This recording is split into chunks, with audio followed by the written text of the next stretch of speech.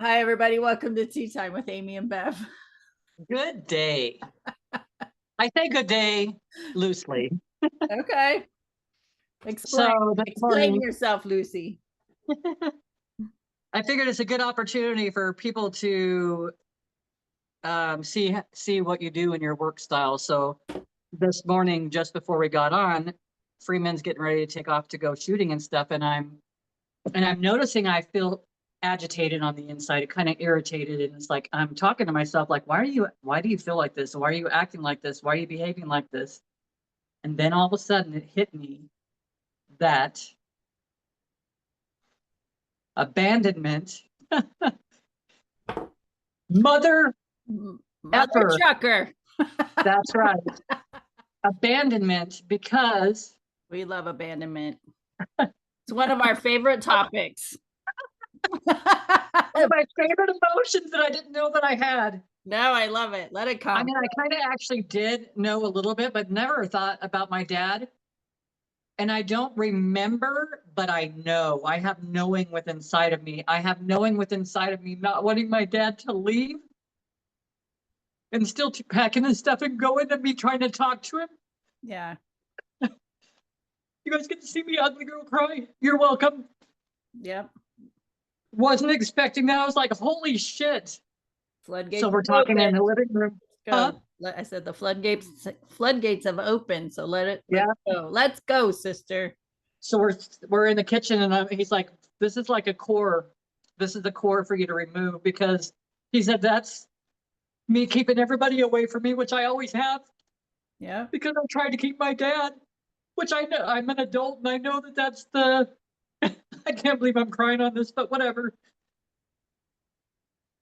That's the thing, and it's like I don't feel a bond or a closeness to my dad, but it's like I know that on an energetic level, I know that I could feel probably my mom was feeling unhappy because he was leaving. My dad would have been unhappy, and we so learn how to be so empathic to our surroundings, so we can be the best that we can be, so we can keep our family happy. So stupid.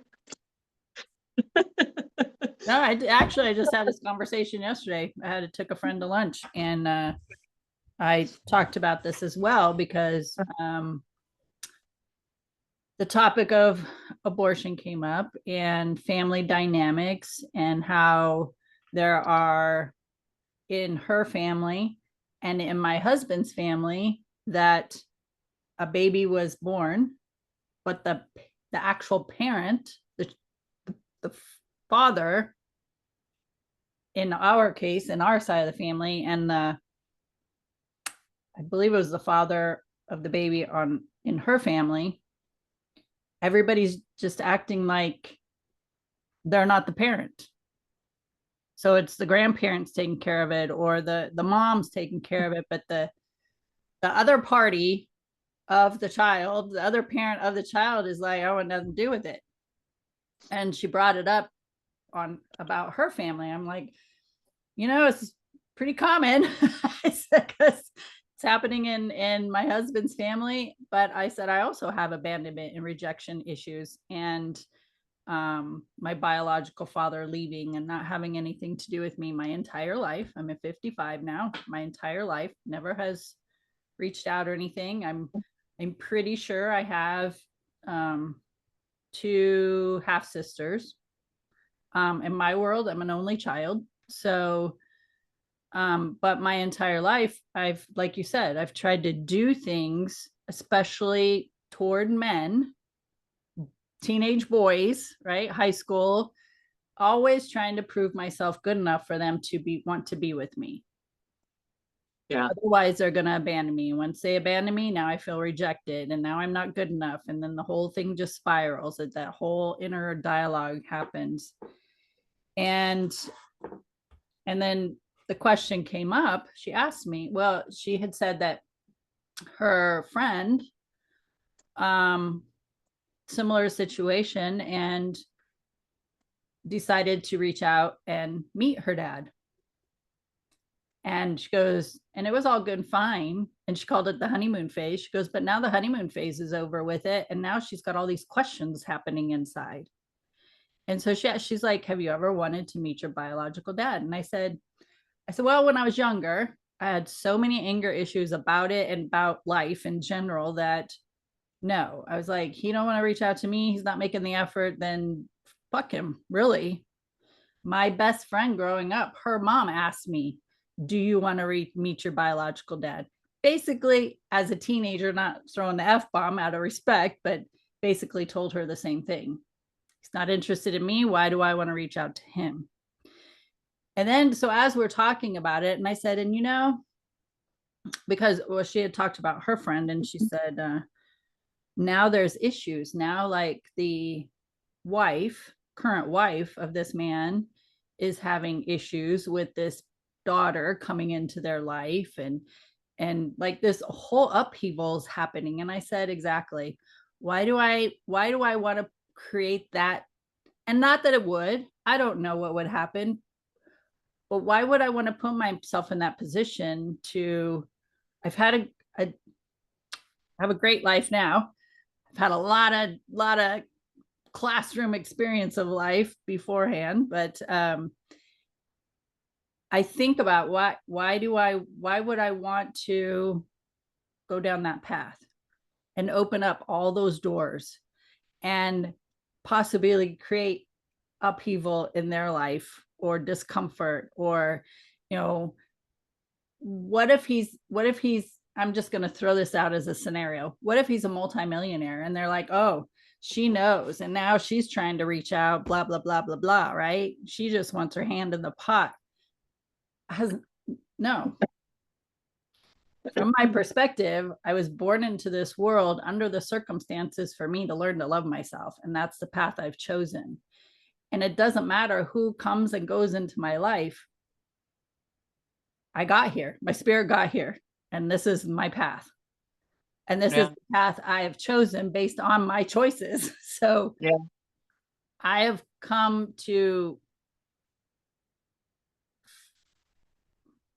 we could go into a whole conversation about forgiveness, but I don't want to go that route because I know this is not what it's about. But going through the processes of healing myself mentally and emotionally, not about having a biological dad who left. It was about feeling abandoned and rejected and having to heal those wounds within myself, so I would know that the joy and the love comes from within me, not because of another person. And to me, that whole feeling that I was feeling this morning was what was keeping me from all that stuff. Yeah. And see, I've connected with my biological father. I have zero emotional attachment to him, but my little girl had that experience, just like you said, and it has nothing to do with it. It's not from a victim standpoint. It's from it's now understanding where that stuff came from. I actually feel really light right now, but it's also, it had nothing to do with Frank. It just had everything to do with, that had to do with me. This was for my growth. This is for my healing, because I have reached out to him, and it's not, and I wasn't worried about any of the things. I just felt like this pull.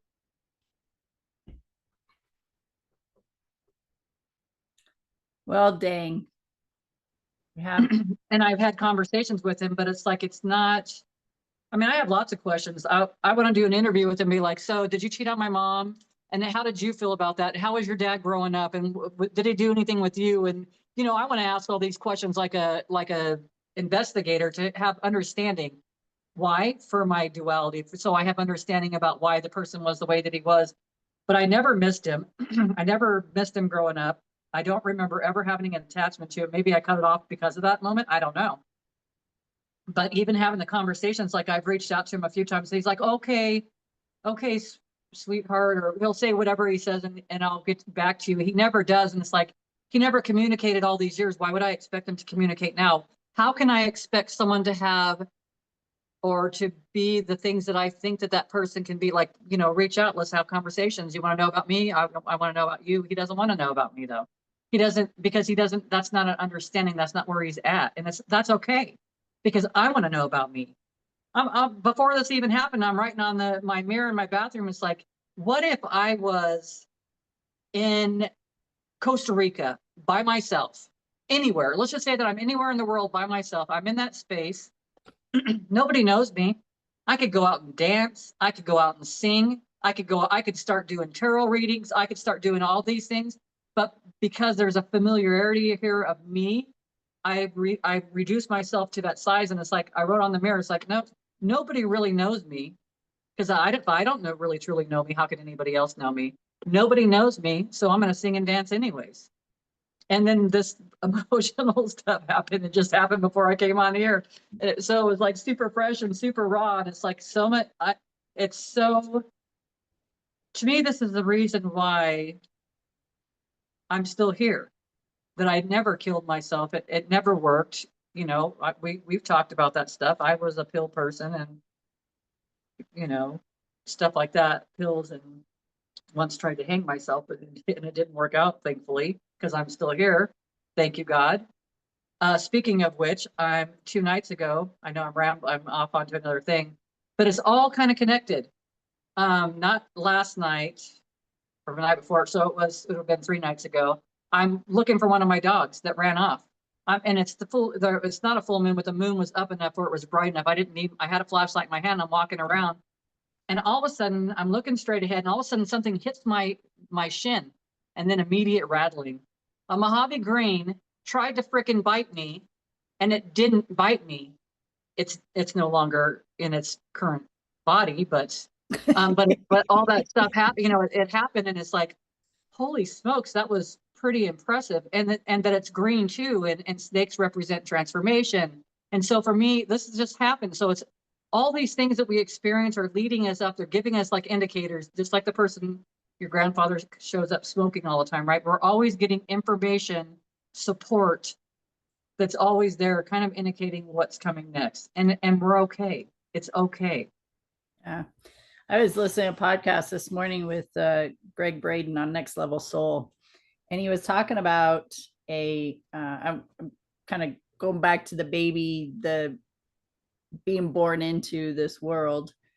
And he was telling a story how he was sitting next to a person in the military, and they were talking about children, and I, you know, asked, do you have kids? And this military person said, no, my wife and I can't even imagine bringing kids into this world as chaotic as it is. And then Greg, you know, gave him a different perspective and said, well, what if that soul needs to come to this world to help make a shift or bring their talents and you know, help with society, or, you know, the words that he was using, of course, a little different than what I'm saying, but the idea that we were born into this body for a reason. And in the beginning, could be the beginning, could be the middle, could be towards the end. Like, we don't know. Most times most people don't know why they are here, what their purpose is. I feel like I've already expressed mine earlier in this conversation, is to love myself, even through the abandonment and the rejection and the anger, the hatred, the jealousy, the envy, all the things, the guilt, yes, and the shame. That through all of that muck and guck, I had to find me. I had to connect to me to be able to know what joy actually was and know what love actually is. Do I have a full definition of it? I don't think so. I'm still working on it. I'm still a work in progress, and that's okay. I'm okay with it. But I will tell you, I am way far ahead of the game now than I was 10, 30 years ago, and any part in between that. But it took a whole lot of transformation to come to your point that you can't sit in your muck and guck and expect life to be roses. And people are like, well, you just see through rose-colored glasses and be positive. I tried that too. No, to be honest, didn't work for me, because I still had the internal turmoil going on that I hadn't addressed, that I was hanging on to, all that baggage. So when I have gone through my transformation and still transforming, like it's not a one and done. It's not a, okay, I addressed this situation with my biological dad who abandoned me, and now no, abandonment still comes up. just like you're saying, it got you this morning, and it just, here I am. You still got issues inside you, not issues, but you're still holding on to some layer of abandonment. So here I am. Now what are you going to do? What are you going to do with this information? Not with, I'm an issue, I'm a problem, this is a problem, I'll never get over this. No, it's, here I am, here's another layer. What are you going to do with the information that you received this morning? And I tell you, I have to address this myself, not often, but it comes up to get my attention. And I'm like, okay, okay, you're here again. Fine, let's do this again. But each time, deeper parts of me heal, and I feel less bogged down, less stress, less need for other people, to fill that void. And I depend on me to create my joy, to create my lightness, to see life differently. So yeah, we got to be grateful for those moments that really suck. Oh, yes. Honest. I'm grateful. How would I know? I mean, how would I know? How Yeah. would I know? But I had a knowing of it. I can't, my mind's eye doesn't see exactly what, or I mean, I'm not seeing it in my mind's eye exactly how it transformed, but I know that I know that it did. Yeah. And that's awesome. I've been listening to Kyle Cease a lot, and he's great because he's offering things and it's $20 here and $20 there. $20 is easy. And he did I think it's like a 3-day, your soul's not for sale, something along those lines. It's actually pretty great. I'm on the 3rd day of it, listening to it, because I really have been bringing it in. And what is it called? Caligos? Caligo. Is it Caligo? I think it's called, yeah, he calls it like Lego or something like that is what he says. Yeah. What it sounds like. And that's where the positive would come into play. So to process all this stuff, Kyle would say that it's for me to tell my inner child that my little Nikki, you're safe, and it's okay for you to be in my body and feel abandoned. It's okay to feel that way. Yeah. It's okay, because I don't want to push those feelings away anymore. I don't want to negate those feelings anymore. I want to embrace and say, it's okay, because no matter what, I love you, which is me. I love me no matter what. And so the only way, and so I've been going through this process too. So it's like everything's part of the next thing. And so then the Caligos, when he starts doing that, then it's like, remember, then it's, you talk about like you came back, yeah, from a year ago. Remember when we came together in that morning that I had that emotional feeling, and it's like from there, my life totally transformed and changed, and I felt so uplifted and enlightened. And Amy reminded me of what she had gone through, and I see how much she glows now that she had gone through those moments. And then where we're at right now, she's leading a whole group of ladies and business, and I'm over here, and I'm figuring out what I want and what I like, and I'm dancing and I'm singing and I'm taking time to paint, and I'm taking time for myself, and money's just coming in. As life is totally transformed from that moment. And so it's like, I love that, because I've been practicing this all the time, and that's where it creates the difference. Now, could I just keep thinking?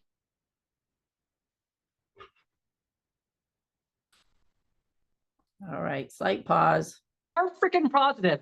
Girls, well, if you keep saying that, that's negative, that's negative, that's negative. That's how it was all the time.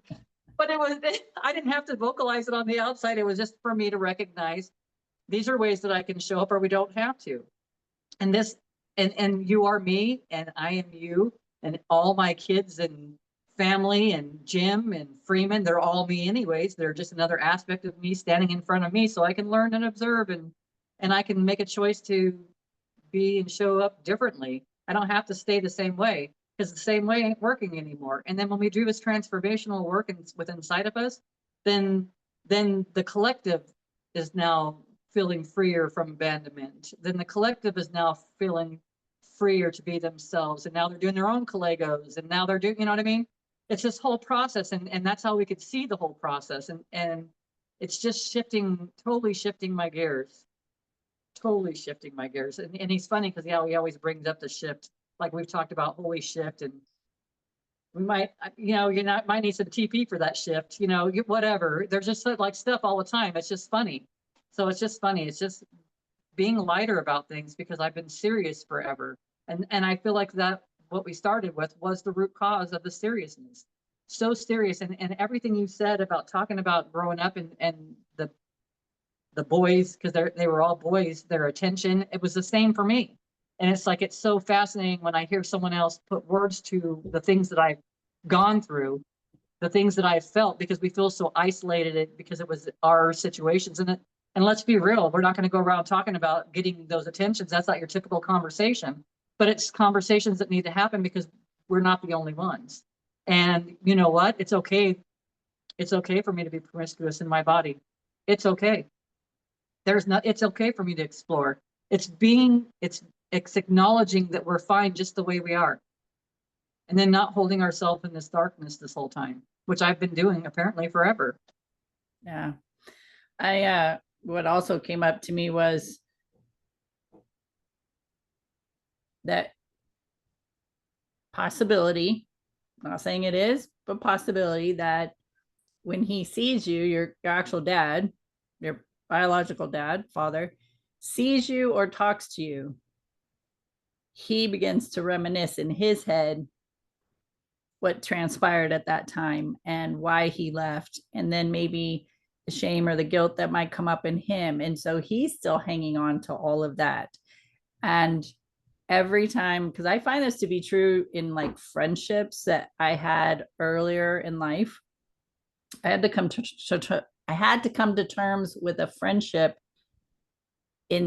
within me with another person. Like her and I were living almost parallel lives. I would experience something and then she experienced it. And so I was kind of guiding her through how I was affected and things like that. Well, she ended up moving. Now, also in those days, a lot of alcohol is involved and a lot of conversations and experiences, and she has since moved. She seeing somebody, and then that relationship ended, and now she's married, and she's been near, like within an hour of where we live. No contact, no invitation. Hey, I reached out to her and said, oh, you're going to be, because of social media, and they're just putting it out there that, oh, we're going to be here at this location. And so I reached out to her, and she's like, well, we have like a big group of people, and you know how chaotic that can be, and so I don't know if we should meet. I don't think, so I was just like, okay. And at that moment, and this was like, I want to say it was about a year ago. Well, I think it was last summer. I think it was a couple of years ago, actually, because we kind of talked about it. I think it's been a couple of years. Okay. It seems like it's been a couple of years. It could be. And so in that moment, when that conversation was over, I had to really sit, because again, abandonment and rejection coming up, right? Like we had this close friendship. We talk about whatever, and now I would get birthday texts, not a phone call, because we would call each other on our birthdays. Yeah. Now it's a text. And the first time I got a text from her wishing me a happy birthday, it was like devastating. I was like, wow, this is where our friendship has gone now. Like, you don't, no call, right? So I had to process all this within myself. And it's just the idea that abandonment isn't just with men or about the biological father. It shows up in so many relationships until you can take the time to sit with it. And it's just layer after layer after layer. But the more we practice on healing those layers, the more we're aware when it shows up. So like your experience this morning in your history, and because I've done this, and I'll just speak for myself. In my history, 5 years ago, 10 years ago, 20 years ago, I would have hung on to that and beat myself up, and I would have just crumbled myself mentally and emotionally over that experience, like what you had. But gotcha. Now, like you're like, this came up this morning, and this is how I'm feeling, and right, and we have a conversation. History would not have, before healing processes, would never. Just hang on to it. Here I am. I'm being abandoned again. See, I'm not lovable. I'm being rejected. I'm not good enough for a relationship. I'm not good enough to be loved. He's more interested in his friend. Like the entire story would have just kept reading. And then the silent treatment, I wouldn't have talked to him for days. Fuck you. You want to go out and hang out with your friends and leave me home? Fine, whatever. Right. Yeah. But each experience is like, okay, here I am again. Here I am. You're still hanging on to me. Here I am again. What do you want to do with this information? And so it's a continuous process until one day he's like, I'm going out with my friend. Trust me, my husband does the same thing. He left this morning. I probably won't see him until 7 o'clock tonight. And I'm like, sweet, I got the house to myself. I'm rocking this, right? I do things I want to do without the TV going and without whatever going on. And so it just keeps getting easier and easier because we finally realize I don't need that person to be in this house for me to be happy. I don't need this person to fill a void within me that I can't fill myself. And it's okay. It's his life too. And he has his choice. So I'm speaking from the standpoint of our relationship with my husband. He's got his life too. He has every right to go hang out with his friends. He has every right to go do whatever the hell he wants to do throughout the day because it's about his integrity and his joy. And it's like, if you're going to be able to live with yourself with whatever choices you're making, okay, that's on you. That is not about me. It's not a reflection on you. And I get to make the choices I want to make during my day while I get to enjoy peace and quiet in our house. So it's like, what am I going to do with me? Yeah. This time that I could journal, I could meditate, I could do all house cleaning, I can do whatever I want to do. And to be honest, I get more done when he's not home. So there's that. Oh, I'm the same. I'll clean the whole house. I can clean the house and stuff when there's not anyone here. So yeah. Because then I don't feel that obligation that I need to be sitting there with him as our time together. Yeah. I can just be up and just do my thing. So anyway.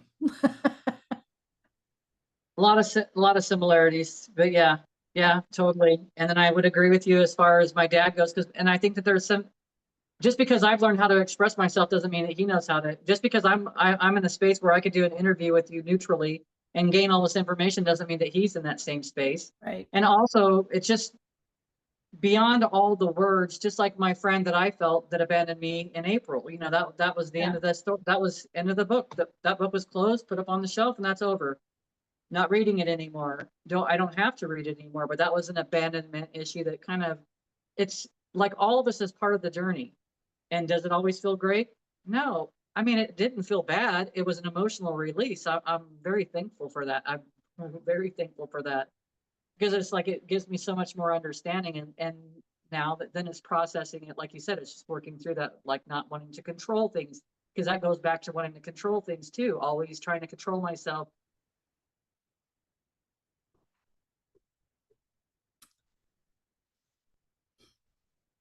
You froze up. Yep. There you are. Here I am. Here you are. So you're trying to control yourself and a lot of stuff, a lot of good emotions. It's all good emotions. Losing the control parts, giving it up. And think about this too. It's about our perspective. Yeah. So from just in the friendship type of thing, my perspective was I was being abandoned and rejected. From their perspective, they have a whole different story going on. I have no idea what their story is. But when I'll go back to what I was talking about earlier is that every time she may talk to me, it may be reminiscing or in her head, not necessarily in our conversation, but in her head, that starts bringing up the discomfort, the pain of what her life was when we were close. And so this is her way to keep herself safe. It's his way to keep himself safe by not returning the calls to you or being able Oh, to yeah. sit and have a conversation. It's their way to keep themselves safe or disconnected or out of their own pain from their life experiences. And then we're sitting over here going, you're abandoning me, you're rejecting me, right? And it's two different stories. It's two different Oh, stories, 100%. two different 100%. people. And it's just when we start, it's like just changing our viewpoints about life. And really what it all comes up is it's about me. It's about me and me. So It's true. And then there's times that we're just not in resonance with other people. That's just the way that it is, where there's yeah, no vibrational frequency match. And that's okay. That's less personal than anything, because that's how it is. And we're all going through our own experiences in life. And it's like, it all makes sense to me now. And believe me, I'm forever grateful that my father didn't stay in my life. I don't think that he wasn't meant to stay in my life. That's just the way that it was. I mean, it really, I don't have any qualms about that or any bad feelings about that.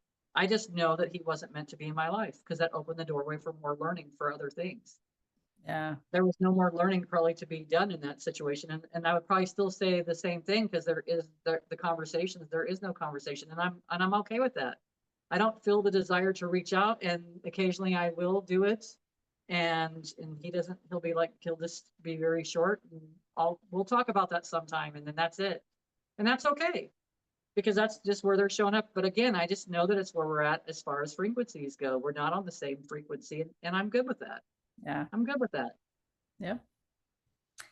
And you keep singing and dancing anyway, right? You said That's that right. earlier. I'm gonna sing and That's dance right. anyway. So And I don't really know how to dance, but YouTube's got all kinds of dance that's on it. right. So that's what I've got, a list of things that I'm going to Yeah. spend a certain amount of time on this day, Sunday, that I'll be by myself. I'll do a little bit of cleaning, but I'm going to do a lot of the other things. I'm going to do a lot of the other things, because this is for we got to start doing things for ourselves. We're so used to doing things for everybody else, and doing, like, being afraid to say too much because I'm worried that it's going to bother him and he's going to walk away, or I don't have anything, valuable to say, which has nothing to do with him. It just has to do, it goes all the way back to that abandonment, trying to control things. But that little girl, because that's what she knew. That's the only thing she knew. And I can only begin to imagine how my parents actually felt during that time frame. But Yeah. it's okay, because I still got it. I still acknowledge my little girl. My little girl is justified in her feelings too. So, because before in the past, I'd always look at the duality, but I never considered my feelings. Well, you know, I would just consider their feelings. Well, my grandfather wasn't molested, probably. That's why he did the same things that he did. Or this probably happened because that's why he did the things that he did. But then at some point, I needed to process how this affected me, or how my little girl felt about that at that time. Yeah. Yeah. So this was a good conversation. Just bringing awareness that it doesn't have to be a parent that abandoned you. There's a lot of kids on this planet who've been adopted, and it's because for well, I'm not going to go into a list of reasons, but so many reasons why kids are adopted. And so it's a learning to heal those um, discomforts within yourself of why your parent gave you up for adoption, or why a parent left when you were a child, or even before you were born. It's to take this is an opportunity, just like I said earlier, for you to connect with yourself, to learn to love yourself, and not feel like you have to depend on other people to feel loved. I feel like this is a true for many people on this planet, to be able to connect with themselves and in a loving space, and to heal their mental, emotional, spiritual wounds, to actually live in joy in this life and find the joys that are in life. Joys have been around us all the time. We just haven't been in that space to really recognize them. And when you get more and more in tune with yourself and be able to see those joys, that life is way more beautiful than you thought it was. And so it may take some time, and that's okay. Just give yourself some ease and grace as you move through these layers, these opportunities to heal, and know that you're not alone. As you have heard in this conversation, you're not alone when it comes to feeling abandoned or rejected. But just stay the course and have the conversations. There's other people that are in that same space with you, and so have the conversations, or be resourceful and share the videos, share the content, share the books, the spiritual teachings, whatever it is that resonates with you and helps you. And also when you're sharing, our podcasts or anybody else's podcast, that you're helping the content creators, you're helping the person who is seeking the information. You're that bridge. So you can find us on YouTube. We're on social media: Facebook, Spreaker, Spotify, Instagram, Podcast Addict. So there's many areas of this vast amount of platforms, trying to find the words, vast amount of platforms where you can find us. So share it, help others. You don't have to specifically have those conversations, but be resourceful.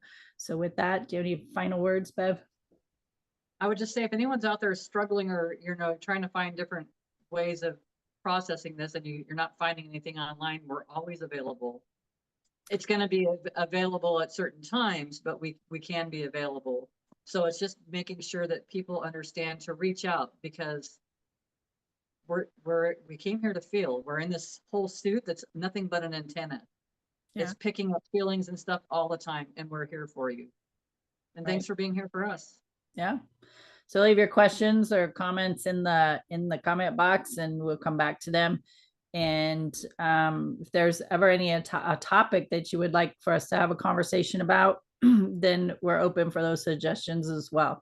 Just know that Bev and I have organic conversations. We never plan what we're going to say and what we're going to talk about. We just show up and see what happens. So with that, thanks for hanging out with us. Tea Time with Amy and Bev. And remember to be more loving to yourself.